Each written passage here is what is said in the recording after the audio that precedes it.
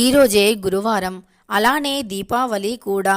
ఈరోజు దీపావళి అమావాస్య, అలానే గురువారం కనుక ఈరోజు ఎవరైతే ఒకే ఒక్క రావి ఆకుతో రాత్రి 12 గంటలలోపు ఈ పరిహారాన్ని చేస్తారో అలాంటి వారు ఆర్థిక సమస్యలను తొలగించుకుని చేతి నిండా ధనంతో ఆనందంగా జీవించగలుగుతారు.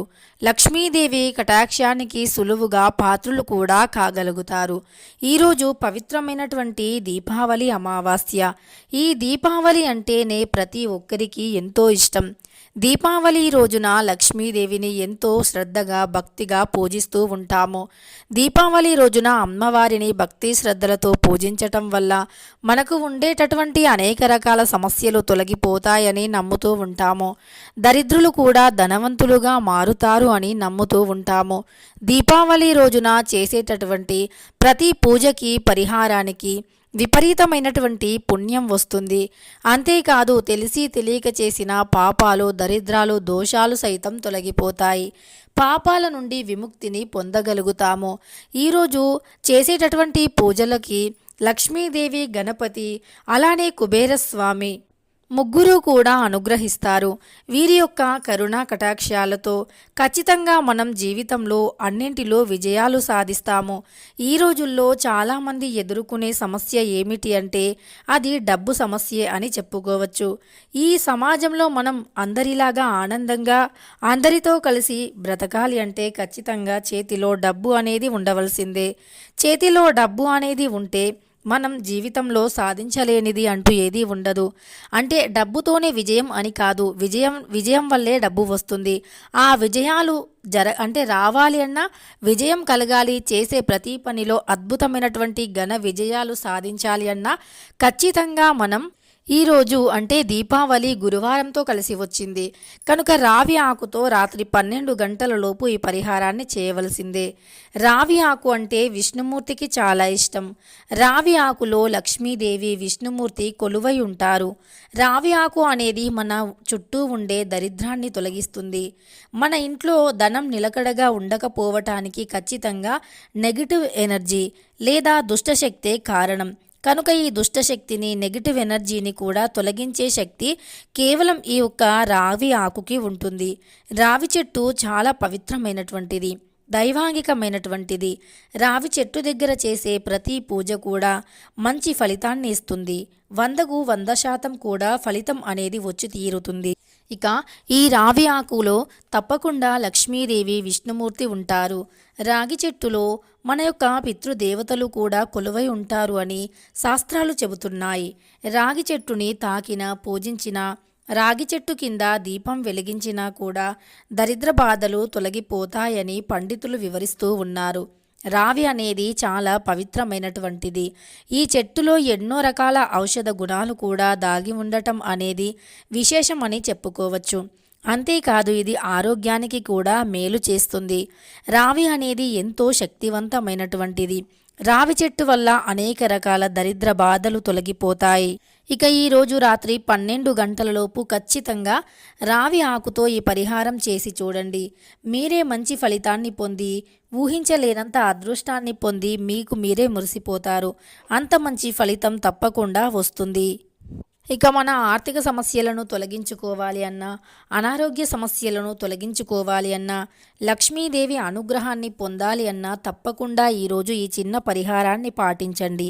ఈ పరిహారం వల్ల ఖచ్చితంగా మీ దరిద్రం తొలగిపోయి అదృష్టం అనేది పట్టి తీరుతుంది.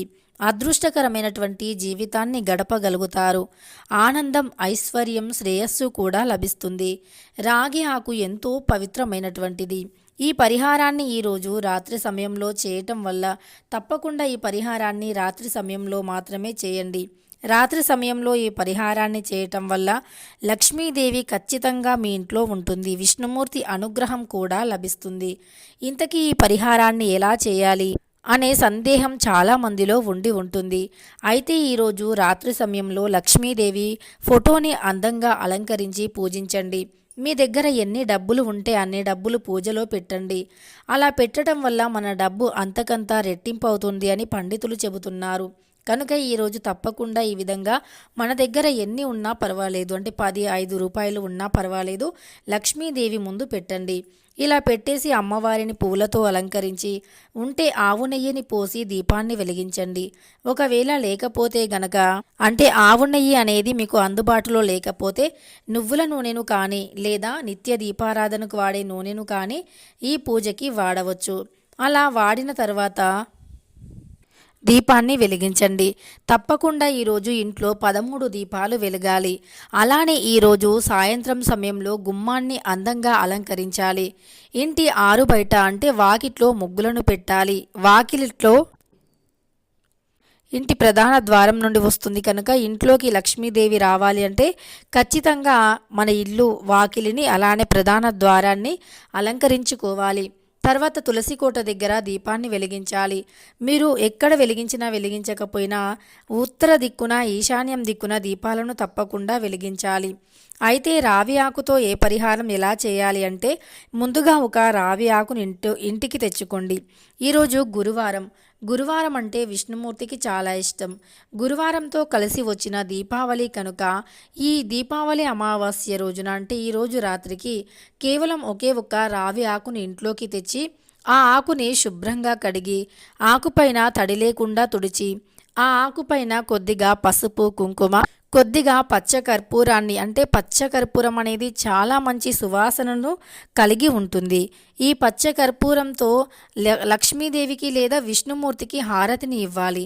ఇలా కర్పూర హారతి అంటే లక్ష్మీదేవికి చాలా ఇష్టం. అంతేకాదు విష్ణుమూర్తికి కూడా చాలా ఇష్టం. కనుక ఈరోజు అంటే రాత్రి సమయంలో తప్పకుండా పచ్చకర్పూరంతో లక్ష్మీదేవికి హారతిని ఇవ్వాలి. విష్ణుమూర్తికి కూడా ఇవ్వాలి. అదే పచ్చకర్పూరాన్ని కొద్దిగా తీసుకొని నలిపి పొడిలా చేసి ఆ పొడిని ఈరోజు రావి ఆకుపైన పోసి తర్వాత ఆ ఆకుపైన ఒక దీపాన్ని వెలిగించాలి. ఖచ్చితంగా ఈరోజు ఈశాన్యం దిక్కున ఈ రావి ఆకుపైన మనం చెప్పుకున్నట్టుగా దీపాన్ని వెలిగించాలి. కుంకుమ పువ్వు ఉంటే లక్ష్మీదేవికి కుంకుమ పువ్వును ఈరోజు సమర్పించండి.